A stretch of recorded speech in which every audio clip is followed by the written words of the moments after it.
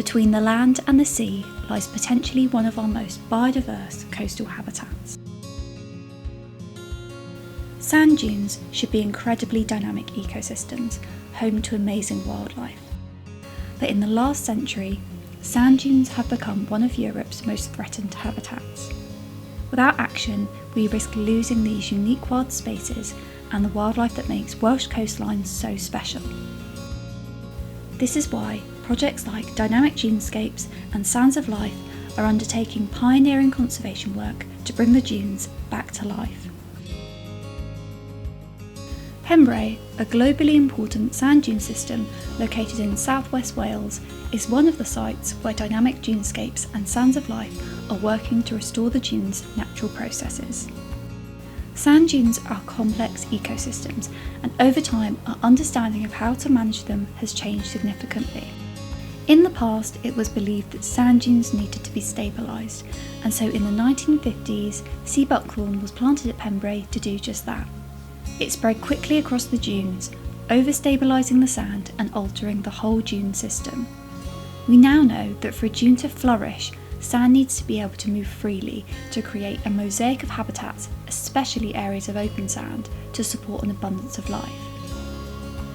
Over the last 15 years, conservation groups have been working to remove 37 rugby pitches worth of this invasive plant from Pembrae to create a healthier dune system and enable native dune species to recover. Different methods have been used to remove the sea buckthorn. Large dense areas have been cleared by uprooting the plants and removing them from the site, and chemical treatments have also been used to kill off the scattered shrubs and prevent regrowth. Laura Bowen, Project Officer for Sands of Life, has been facilitating the removal of the last patches of sea buckthorn at Pembrae. When it comes to the scattered small young stands, then the only option we've really got is spraying it. And again, that can lead to, you don't want to be spraying other species, so you've got to be very careful, making sure the conditions are perfect, no wind and dry weather, that kind of thing. And there's quite a small window for it. You can work in spring, but the best time is autumn. So it's when the plant is dying and it takes it down into the root, and then obviously it kills it off better then. So September is the perfect time, and you've only got that little small window to work with. But yeah, if you can get that, then that's perfect. So yeah, that's what we've been doing here now for the last 2 years, is target spraying.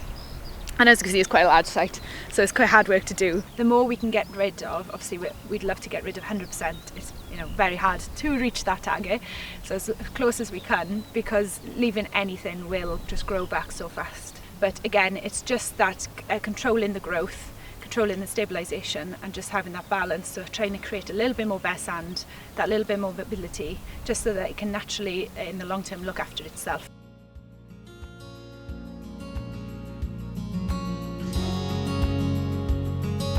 Although at first it can look quite stark in the areas where sea buckthorn has been cleared, it's an exciting point for the dunes to rejuvenate. By removing the sea buckthorn, it will create areas of open and mobile sand and allow low-growing vegetation to flourish. Paul Aubrey, the site manager, has worked at Pembrae for 7 years and has seen how the sea buckthorn removal has benefited wildlife. So when we started removing the sea buckthorn about 15 years ago, the change in the habitat is immense. The areas, or compartments as we call them, are much more floristically rich, so you have a much broader range of flowers. The grass sward is much shorter, and it's a much more open habitat. Where the sea buckthorn remains, the sea buckthorn is so dense and dark that very little grows. It does take quite a few years for there to be a recovery, and that is only to be expected. But the seed source will be in the sand and in the soils, so removing it rejuvenates the soil and allows these seeds to germinate. One of the native plant species that has benefited from the removal is the green-winged orchid. Once widespread, they are now only found in coastal dunes, where, like many dune specialists, they thrive in the naturally nutrient-poor soil. Without the buckthorn dominating the dunes, more of these beautiful native plants will be expected to thrive, and the once dense thickets of vegetation will eventually be replaced with a carpet of colourful flowers.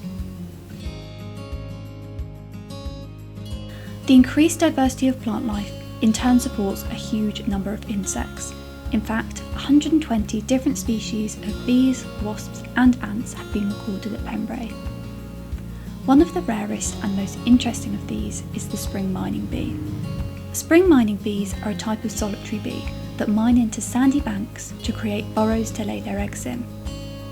Amazingly, the female bees produce a cellophane-like material which they use to line their nest cells to keep their eggs dry and protected. The warm sand allows the eggs to develop quickly and the young will hatch the following spring. Males emerge a day earlier, ready to compete for the chance to mate with newly hatched females. They'll swarm the female, forming mating balls before one of them is successful. As some areas of the dunes become more mobile and areas of bare sand become more common, we hope to see even more burrowing insects nesting in the dunes. With more insects comes more life and a healthier and more dynamic ecosystem. Dune residents like stonechat, skylark and meadow pipit, as well as migrating birds like wheatear, can all feast on the insects amongst the flowers. Clearing the sea buckthorn doesn't remove habitat for these nesting birds, it helps to create it.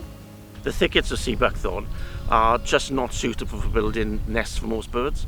They're too loose in a lot of places, and there are much better habitats on the periphery for the types of birds that occur at Pembrey. For example, stonechats, which are quite common on the reserve, nest on the ground, as do skylarks. They nest on the ground, and they don't need thickets of sea buckthorn to survive. In fact, skylarks will only nest in areas with low-growing vegetation. By creating more suitable nesting habitat, it will benefit these ground nesting species and allow their iconic songs to continue to be the soundtrack of the dunes. The removal of sea buckthorn is an important step in boosting biodiversity and aiding the dunes' recovery, but it doesn't end there. It's essential to make sure that the dunes don't become overgrown again, and so the site will be monitored to see how it recovers. Conservationists are also working to increase the rabbit population at Pembrey, so that they can graze the vegetation and maintain the optimal conditions for dune plants and animals. The conservation work being done isn't just for wildlife, it's also for people. It will create a healthier dune system which helps to better protect our coastal communities from storms and flooding, provide more open spaces to walk and enjoy, as well as supporting pollinator populations that are vital for our survival. The decline in biodiversity is a tragically common story across the UK, and so it's more important than ever to protect the wild spaces we have left. The recovery of wildlife at Pembrey shows what can be achieved when we take action to protect what's important. The future of our dunes is looking brighter, but we must keep working to protect these unique habitats for both people and wildlife.